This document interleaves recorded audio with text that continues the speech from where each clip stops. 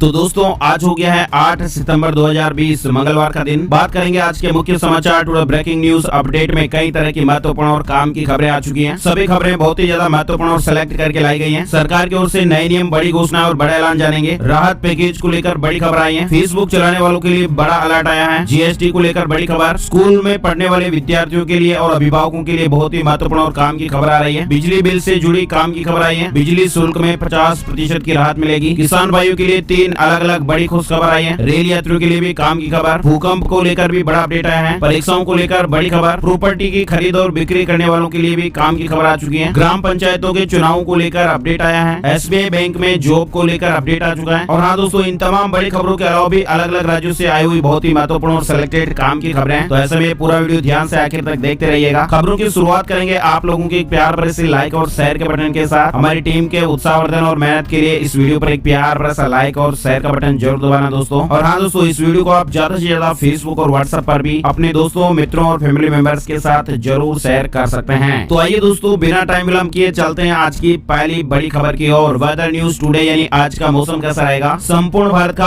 8 सितंबर 2020 का मौसम पूर्वानुमान कैसा रहेगा, तो आइए जान लेते हैं। अगले 24 घंटों के दौरान केरल, कर्नाटक, तमिलनाडु के आंतरिक क्षेत्रों, दक्षिणी मध्य महाराष्ट्र, दक्षिणी कोंकण, गोवा और मराठवाड़ा तथा पूर्वोत्तर भारत के राज्यों में भी मध्यम से भारी मानसून बरसात होने की संभावना है। इसके अलावा छत्तीसगढ़, उड़ीसा, बिहार, झारखंड, पूर्वी उत्तर प्रदेश, पूर्वी राजस्थान, गुजरात के सौराष्ट्र और पूर्वी क्षेत्रों तथा उत्तराखंड और हिमाचल प्रदेश में कहीं कहीं गरज के साथ हल्की बौछारें गिर सकती हैं। दिल्ली एनसीआर समेत देश के बाकी इलाकों में मानसून की सुस्ती और तापमान में वृद्धि देखने को मिलेगी। वहीं दोस्तों, मुंबई को लेकर बड़ी खबर आ रही है। मुंबई में फिर हिली धरती, भूकंप के झटके महसूस किए गए। सोमवार सुबह 8 बजे मुंबई में 3.5 तीव्रता के भूकंप से धरती हिलने की खबर है। नेशनल सेंटर फॉर सिस्मोलॉजी ने जानकारी दी है। देश के अलग अलग हिस्सों में लगातार भूकंप की घटनाएं हर रोज देखने को मिल रही है। मौसम की जानकारी के बाद दोस्तों आइए जान लेते हैं वायरस को लेकर देश और दुनिया में क्या अपडेट चल रहा है। सबसे पहले भारत की जानकारी लेते हैं। हमारे देश में हर रोज वायरस के आंकड़े बेहद ही चौंकाने वाले सामने आ रहे हैं। स्वास्थ्य मंत्रालय द्वारा सोमवार को जारी ताजा आंकड़ों के मुताबिक पिछले 24 घंटों में वायरस के 90,802 नए मामले सामने आए हैं और ऐसे में संक्रमितों की कुल संख्या 42,04,613 हो गई है। हमारे देश में इस वायरस से अब तक 71,642 लोगों की जान जा चुकी है। ताजा जानकारी के अनुसार देश में इस समय 8,82,542 केस एक्टिव हैं। साथ ही दोस्तों आपको राजधानी दिल्ली का अपडेट भी बता दें। वायरस के 2077 नए मामले सामने आए और ऐसे में दिल्ली में कोरोना के कुल मामले 1,93,526 हो गए हैं। बीते 24 घंटों में दिल्ली में 32 मरीजों की जान गई है। वहीं दिल्ली में अब तक कुल 1,68,384 संक्रमित व्यक्ति ठीक हो चुके हैं। आइए दोस्तों जान लेते हैं वायरस को लेकर दुनिया भर में क्या अपडेट चल रहा है। दुनिया में कोरोना वायरस के अब तक 2,73,32,578 मामले सामने आ चुके हैं। 8,93,708 लोगों की जान जा चुकी है। 10 ऐसे देश जहां पर वायरस का सबसे ज्यादा असर देखा जा रहा है। सबसे पहले नंबर पर अमेरिका है, दूसरे नंबर पर भारत चल रहा है। भारत पहले तीसरे स्थान पर था, जो अभी दूसरे स्थान पर आ चुका है। आइए दोस्तों जानते हैं बड़ी खबरों की जानकारियां। पहली बड़ी खबर आ रही है, बदल गया वोडाफोन आइडिया का नाम, अब वीआई के नाम से कंपनी जानी जाएगी। वोडाफोन आइडिया विलय के करीब 2 साल बाद वोडाफोन आइडिया कंपनी ने अपने नए नाम का ऐलान कर दिया है। वोडाफोन आइडिया को अब वीआई के नाम से जाना जाएगा। वीआई का पूरा नाम वोडाफोन आइडिया लिमिटेड है। आपको बता दें साल 2018 के अगस्त में वोडाफोन और आइडिया का विलय हुआ था, लेकिन अभी तक दोनों कंपनियों को उनके नाम से ही चलाया जा रहा था। नए नाम की घोषणा को लेकर सीईओ रविंद्र ताका ने कहा, 2 ब्रांडों का एकीकरण दुनिया में सबसे बड़े दूरसंचार एकीकरण की परिणति है। ये एक नई शुरुआत का समय है और इस घोषणा से ठीक पहले वोडाफोन आइडिया के शेयर में 10% का इजाफा देखने को मिला। नए नाम की घोषणा के साथ ही कंपनी ने अपने टैरिफ प्लान में कोई बदलाव नहीं किया है, लेकिन कीमतें बढ़ाने को लेकर इशारा जरूर किया है। अब दोस्तों वोडाफोन आइडिया का जो लोगो है, नाम है, वो बदल चुका है, वीआई के नाम से जाना जाएगा। अच्छा, बड़ी खबर आ रही है, भारत में इस महीने शुरू होगा रूसी वैक्सीन का ट्रायल, नवंबर तक आएंगे रिजल्ट। रूसी प्रत्यक्ष निवेश कोष के प्रमुख किरिल दिमित्रीज ने कहा कि कोरोना के लिए रूसी वैक्सीन स्पुतनिक वी के ट्रायल इसी महीने सऊदी अरब, संयुक्त अरब अमीरात, यूएई, फिलीपींस, भारत और ब्राजील में शुरू होंगे। उन्होंने कहा कि फेज 3 परीक्षण के प्रारंभिक परिणाम अक्टूबर-नवंबर 2020 में प्रकाशित किए जाएंगे। अंग्रेजी अखबार में छपी रिपोर्ट के मुताबिक रूस ने भारत के साथ वैक्सीन को लेकर सहयोग के तरीके साझा किए हैं। फिलहाल भारत इस वैक्सीन के इस्तेमाल को लेकर अध्ययन कर रहा है। इस मामले में अभी और अधिक जानकारी का इंतजार है। अगली बड़ी खबर दोस्तों, बड़े ऐलान की संभावना, मोदी सरकार कर सकती है राहत पैकेज का ऐलान। छोटे कारोबारी और मिडिल क्लास पर फोकस होगा। वायरस संकट के बीच सरकार दोबारा राहत पैकेज का ऐलान कर सकती है, इस तरह की मीडिया रिपोर्ट्स चल रही हैं और इसका जो पूरा फोकस है वो नॉन सैलरीड, मिडिल क्लास और छोटे कारोबारी हो सकते हैं और इससे नौकरी और कारोबार में मदद मिलने का अनुमान है। मीडिया रिपोर्ट्स के मुताबिक सरकार मानती है कि वायरस महामारी के कारण नॉन सैलरीड मिडिल क्लास सबसे अधिक प्रभावित हुआ है। तो अब दोस्तों ये देखने वाली बात है कि सरकार राहत पैकेज में क्या क्या राहत लेकर आती है। जैसे अपडेट आएगा हम आप लोगों को जरूर बताएंगे। बड़ी खबर, फेसबुक पर बिना रिक्वेस्ट भेजे ही फ्रेंड बन जा रही है ये महिला, नहीं कर पा रहा कोई अनफ्रेंड। सोशल मीडिया पर आए दिन कुछ न कुछ अजीबोगरीब चीजें सामने आती रहती हैं, राइट। लेकिन दोस्तों फिलहाल एक ऐसा ही मामला फेसबुक के साथ भी चल रहा है। दरअसल फेसबुक पर सेलेन डेलगाडो लोपेज नाम के एक रहस्यमय अकाउंट का मालूम चला है। दुनिया भर के फेसबुक यूजर से मिली रिपोर्ट के मुताबिक लोपेज नाम की ये महिला फेसबुक पर कई लोगों की फ्रेंड लिस्ट में खुद ब खुद जुड़ गई है और हैरान करने वाली बात यह है कि इसे अनफ्रेंड भी नहीं किया जा सकता है। और हाँ दोस्तों, इसके साथ ही आप ये भी जान लीजिए कि फोर्ब्स की एक रिपोर्ट में बताया गया है कि ये एक तरह का फ्रॉड है और यही वजह है कि उसे कोई अनफ्रेंड नहीं कर पा रहा है। बड़ी खबर आई है, खुश खबर, चाइना को छोड़कर भारत आई एप्पल की 8 फैक्ट्रियां।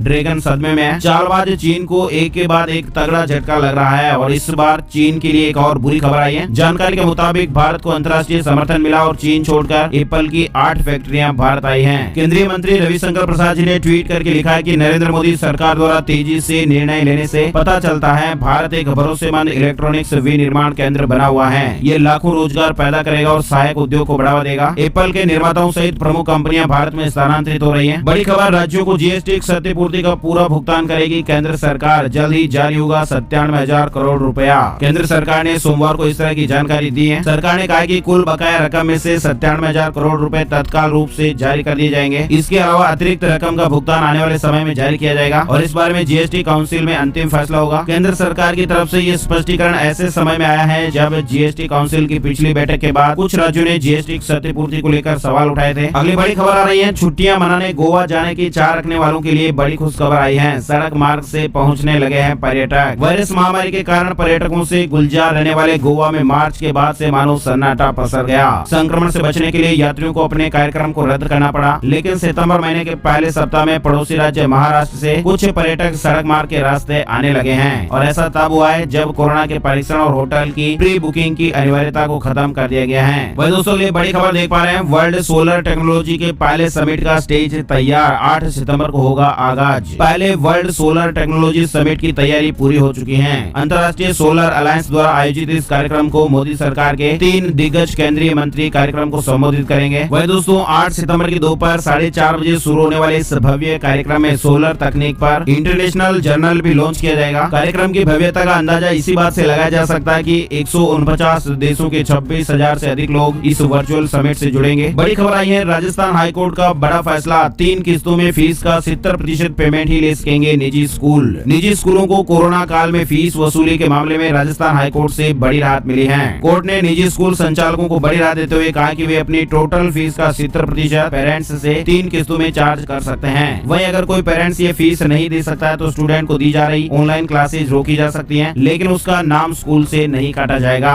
बड़ी खबर आ रही है राजधानी दिल्ली को लेकर, केजरीवाल सरकार का बड़ा फैसला, कमर्शियल उपभोक्ताओं के निर्धारित बिजली शुल्क में 50% की राहत का ऐलान। दिल्ली की अरविंद केजरीवाल सरकार ने गैर घरेलू या कमर्शियल और इंडस्ट्रियल उपभोक्ताओं को बिजली में राहत देने का ऐलान किया है। फिक्स पावर चार्ज को 50% घटा दिया गया है। अब स्थिर शुल्क के रूप में 250 रूपए प्रति केवीए की जगह 125 रूपए प्रति केवी चार्ज लगेगा। ये राहत अप्रैल और मई महीने के लिए दी गई है। बड़ी खबर, भारत ने चीन से विटामिन सी की डंपिंग की जांच शुरू की है। डीजीटीआर लगा सकता है एंटी डंपिंग ड्यूटी। भारत ने घरेलू विनिर्माताओं की शिकायत पर चीन से विटामिन सी की डंपिंग की जांच शुरू कर दी है। आपको बता दें इसका इस्तेमाल दवा कंपनियों के दवाओं के इस्तेमाल में किया जाता है। बड़ी खबर, अब इस सेक्टर में चीन को झटका देगा भारत, छिनेगा 7.3 लाख करोड़ रुपए का बिजनेस। लद्दाख सीमा पर हुए टकराव के बाद से भारत चीन को सबक सिखाने के लिए एक के बाद एक सख्त कदम उठा रहा है। अब केंद्र सरकार ने 7.3 लाख करोड़ रुपए के मोबाइल फोन निर्यात के लिए एप्पल और सैमसंग को मंजूरी दे दी है। वहीं भारतीय मोबाइल फोन मेकर्स माइक्रोमैक्स, लावा, कार्बन, ऑप्टिमस और डिक्सन जैसी कंपनियां भारत में किफायती फोन उतारने की तैयारी में हैं। केंद्र सरकार ने इन सभी कंपनियों को हरी झंडी दिखा दी है। इससे चीन की कंपनियों को तगड़ा झटका लगेगा और भारतीय बाजार में उनका दबदबा खत्म होगा।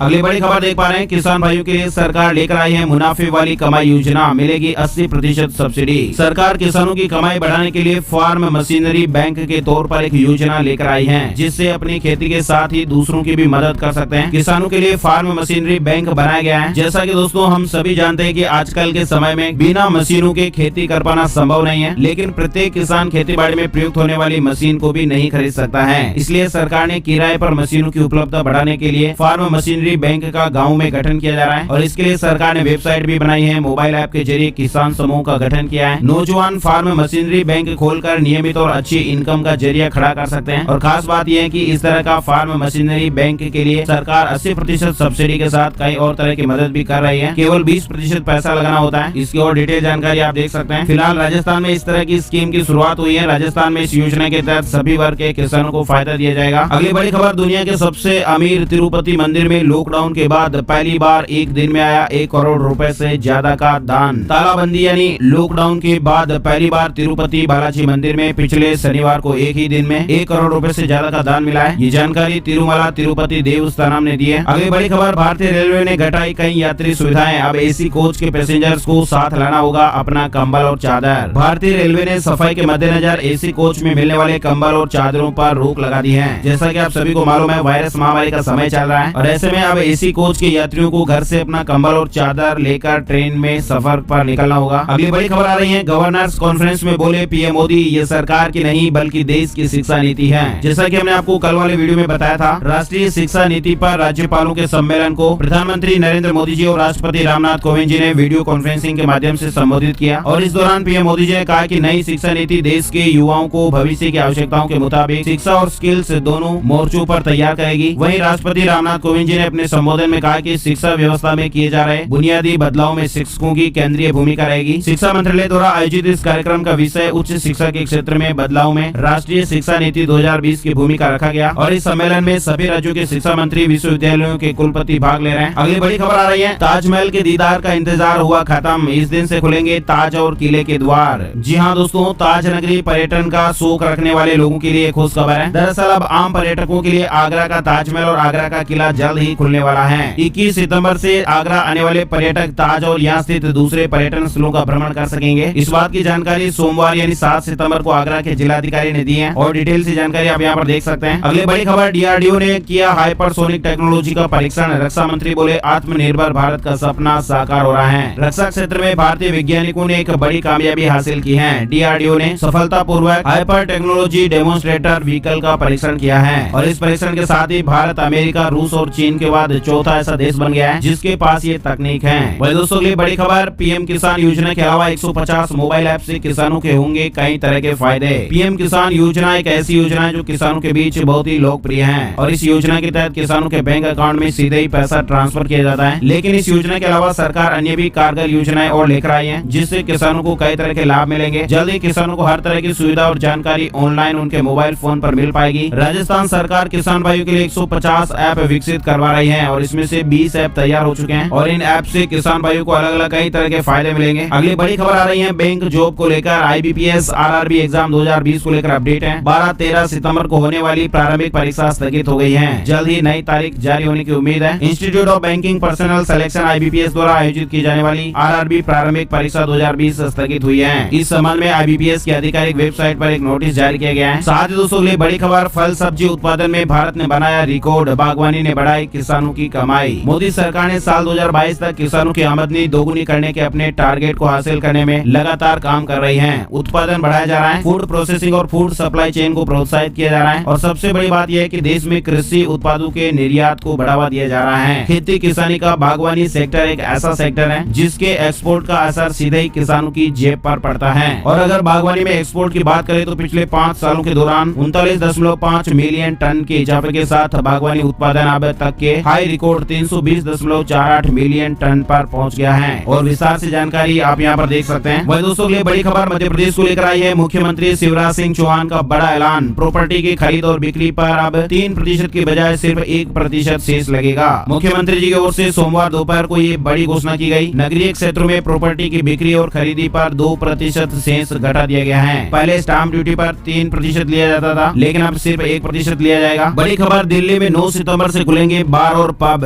राजधानी दिल्ली में एक बार फिर बार और पब 9 सितंबर से खुलेंगे। फिलहाल इन्हें 30 सितंबर तक ट्रायल पर खोला जाएगा और इस दौरान पब और बार की गतिविधियों की समीक्षा की जाएगी। समीक्षा के बाद इन्हें आगे खोलने का फैसला लिया जाएगा। आपको बता दें अभी हाल ही में दिल्ली के उपराज्यपाल अनिल बैजल ने पब और बार को फिर से खोलने के दिल्ली सरकार के प्रस्ताव को मंजूरी दी है और ऐसे में अब 9 सितंबर से दिल्ली के होटल, रेस्तरां और क्लब पहले की तरह शराब परोस सकेंगे। होटल, पब और बार चलाने वालों को केंद्र की गाइडलाइन का पालन करना होगा। साथ ही नियमों और शर्तों का पालन करना जरूरी होगा। बड़ी खबर आ रही है राजस्थान को लेकर। राजस्थान में 3848 ग्राम पंचायतों के चुनाव का ऐलान। 28 सितंबर, 3, 6 और 10 अक्टूबर को मतदान होगा। राज्य चुनाव आयोग ने प्रदेश में शेष बच रही 3848 ग्राम पंचायतों के चुनाव की सोमवार को घोषणा कर दी है। आयोग की घोषणा के मुताबिक इन ग्राम पंचायतों के चुनाव 4 चरणों में करवाए जाएंगे। पंच एवं सरपंच पद के लिए 28 सितंबर, 3 अक्टूबर, 6 अक्टूबर और 10 अक्टूबर को मतदान होगा। पंचायत समिति और जिला परिषद के चुनाव अलग से होंगे। बड़ी खबर बैंक जॉब को लेकर आ रही है। SBI इस साल 14,000 नियुक्तियां करेगा। भारतीय स्टेट बैंक यानी SBI बैंक ने कहा है कि वह इस वर्ष उसकी 14,000 नियुक्तियां करने की योजना है और इसके साथ ही देश के सबसे बड़े वाणिज्यिक बैंक ने यह भी कहा है कि स्वैच्छिक सेवानिवृत्ति योजना यानी VRS बैंक की लागत में कटौती करने के लिए नहीं है। बैंक ने अपने कर्मचारियों के लिए स्वैच्छिक सेवानिवृत्ति योजना तैयार की है, जिसके दायरे में करीब 30,190 कर्मचारी आ सकते हैं। मीडिया रिपोर्ट्स में इस तरह की खबरें चल रही है कि 14,000 से अधिक कर्मचारियों की नियुक्त करने की SBI की योजना है। वही दोस्तों हरियाणा को लेकर बड़ी खबर आई है। 30% सिलेबस कम, 40 अंकों तक रहेंगे बहुविकल्पीय प्रश्न। कोविड-19 के चलते इस बार स्कूलों में बच्चों की पढ़ाई बुरी तरह प्रभावित हुई है। हालांकि अब ऑनलाइन कक्षाएं लग रही हैं, मगर सभी विद्यार्थियों के पास सुविधाएं न होने के कारण काफी विद्यार्थी शिक्षा से दूर हैं। और ऐसे में शिक्षा विभाग और हरियाणा विद्यालय शिक्षा बोर्ड ने 30% तक 9वीं से 12वीं तक का सिलेबस भी कम किया है। बड़ी खबर PNB एसओ रिक्रूटमेंट 2020 को लेकर। मैनेजर और सीनियर मैनेजर समेत कई पदों के लिए PNB में भर्तियां निकली हैं। पंजाब नेशनल बैंक में जॉब के लिए एक नोटिफिकेशन जारी हुआ है। इच्छुक उम्मीदवार इन पदों के लिए PNBindia.in पर ऑनलाइन मोड से अप्लाई कर सकते हैं। बड़ी खबर आ रही है मध्य प्रदेश के सरकारी स्कूलों में लागू होगा व्हाट्सएप आधारित मूल्यांकन। सरकारी स्कूलों की शैक्षणिक व्यवस्था सुधारने के लिए प्रदेश के स्कूली शिक्षा विभाग ने प्रयास तेज कर दिए हैं। वायरस महामारी के कारण बीते 5 महीने से बंद पड़े सरकारी स्कूलों में ऑनलाइन पढ़ाई बेहतर ढंग से हो, इसके लिए व्हाट्सएप आधारित मूल्यांकन प्रक्रिया शुरू की जा रही है और इस प्रक्रिया के तहत कक्षा पहली से 8वीं तक के विद्यार्थियों को पढ़ाई करनी होगी। व्हाट्सएप आधारित मूल्यांकन प्रक्रिया के तहत कक्षा पहली से लेकर 8वीं कक्षा के विद्यार्थियों को व्हाट्सएप के माध्यम से हिंदी और गणित के प्रश्न पूछे जाएंगे और इन प्रश्नों को हल करने के लिए 1 हफ्ते का समय विद्यार्थियों के पास रहेगा। वही दोस्तों हरियाणा को लेकर बड़ी खबर। 25 सितंबर से ही शुरू हो सकती है धान की खरीद। हरियाणा के उप मुख्यमंत्री दुष्यंत चौटाला ने अधिकारियों को निर्देश दिए कि 1 अक्टूबर 2020 से होने वाली खरीफ फसलों की खरीद की पूरी तैयारी की जाए ताकि किसानों को किसी भी प्रकार की दिक्कत का सामना न करना पड़े। चौटाला ने सार्वजनिक खाद्य वितरण की प्रणाली के लिए धान की खरीद 1 अक्टूबर के बजाय 25 सितंबर से शुरू करने की अनुमति देने के लिए केंद्र सरकार को पत्र लिखने के निर्देश दिए हैं। साथ ही बड़ी खबर आ रही है, अब पैन कार्ड के लिए भी पोस्ट ऑफिस में कर सकेंगे अप्लाई। ये होगी खास सर्विस। अब ड्राइविंग लाइसेंस, पैन कार्ड और राशन कार्ड बनवाने के लिए अलग अलग जगह जाने की जरूरत नहीं होगी।